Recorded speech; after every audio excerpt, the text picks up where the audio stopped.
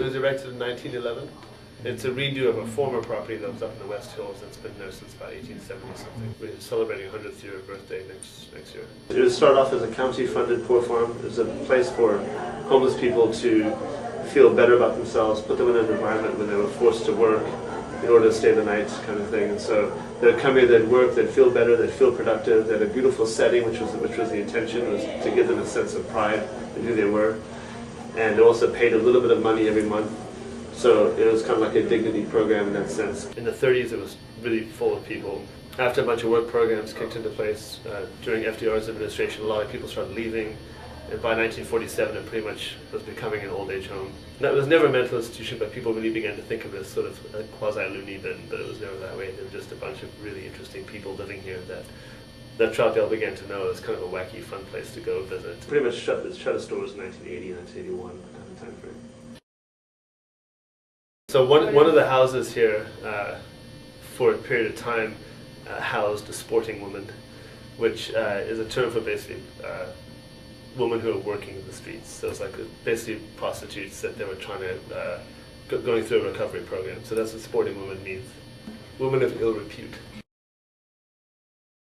My understanding from talking to Mike McMiniman is that he really didn't know that it was here at all. It's a place that was up for sale, that was basically had been saved by historic preservation, and so I thought he would come and basically check the place out. So when he pulled in here, he just saw this huge potential, a really beautiful old building. Everything is just a pub to Mike. So this is just another place for people to gather and hang out, and he just saw a lot of potential in it. It's totally up Mike McMiniman's alley, obviously. I think when you saw it right away, I think it was a no-brainer. Yeah. Just sort of like, see how much we can get for this thing and go for it from there. We had 17 sort of small pubs open at the time, including the first brew pub in Oregon where you could actually make beer on site and sell it in the same location. Unfortunately, mine always tends to be the seasonal ones. Like they had a cream stout once and it was great. I've never had it again. And they have a working man's ale right now, which is kind of a red beer, and it's really good. Beer-wise, Hammerhead's probably the winner, hands down. Everybody loves Hammerhead. And Ruby, the raspberry ale. I always like the Ruby ale. When I can drink it, I have a Ruby ale. That's my favorite. Our wines right now are really amazing. And we've just put out a vintage like Pinot Noir that's really, really tasty, and our Cabernet is amazing as well. Yeah. Like the beer. I have a Hammerhead. And I have a Ruby. And it's nice because you can just walk around. So you don't have to like stay in one little spot. So. We usually eat breakfast in the Black Rabbit restaurant, and then a lot of times like lunch and stuff over at the pub one right behind us. It's easier. On the menu in the Black Rabbit, the pork chops are to die for. And the halibut with mussels and risotto. Definitely people come in and go, wow, you have a really great hamburger. I like the crunchy French toast for breakfast. That's my favorite. We don't have that, over in Idaho, so might as well. It's all good. I like how they incorporate a lot of the food, like we had the barbecue sauce with some of the beer, and they even have some desserts with beer and that kind of thing. So some salads have beer in it. It's kind of interesting. It's good. Love it. In fact, that was why today we were. I'm up from Seattle, so we were trying to decide what to do, and I said, let's come here, we can do anything. Yeah. So we've been here for a few hours, had lunch, walked around, guys are playing golf, so there's always something for everybody to do. It was good. We had pizza. I wanted a burger, but I was outvoted. We walked around, looked at the saw plants. these chairs and thought they were perfect. It's not a theme kind of resort. I think that's too trivial for how cool it is. I think it's basically just a big pub. And everything else is sort of a side effect of the experience of coming out here and drinking a glass of wine, having a beer, strolling through the gardens. It's just a eclectic, adult, fun resort now.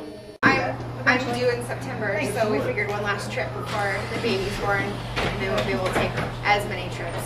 So might as well. Yeah.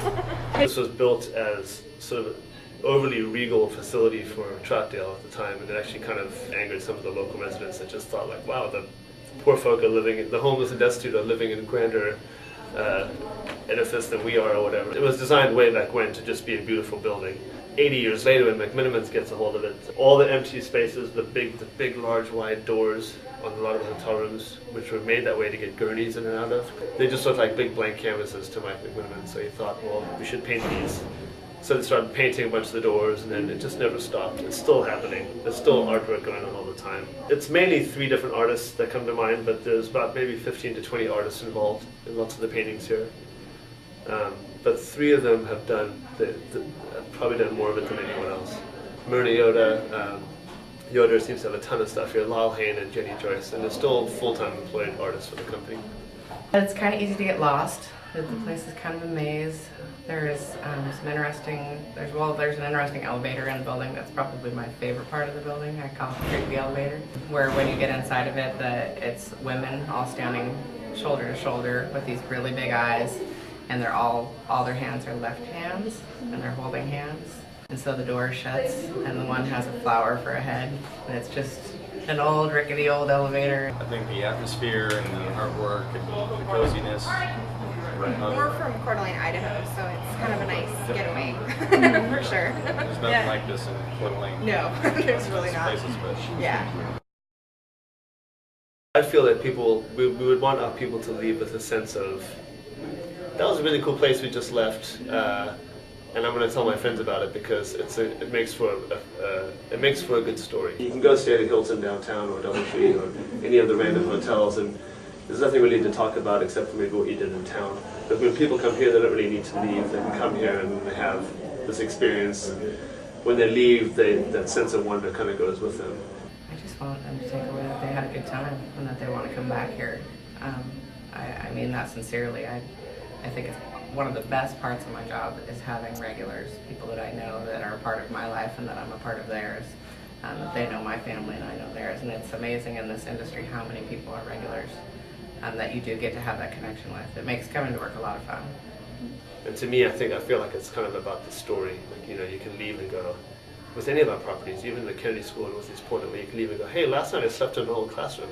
Cool. I could have also stayed at the Motel 6, but I chose not to. I slept in a really funky place or whatever. So we want people to leave with a sense of wanting to come back, basically, without sounding cheesy. Oh yeah, we'll come back. Absolutely. I have to bring the kids next time. We're telling our friends and family and stuff. We just need to make a group trip and get everybody down here and check it out because we enjoy it so much. We're just like to share that with everybody. So.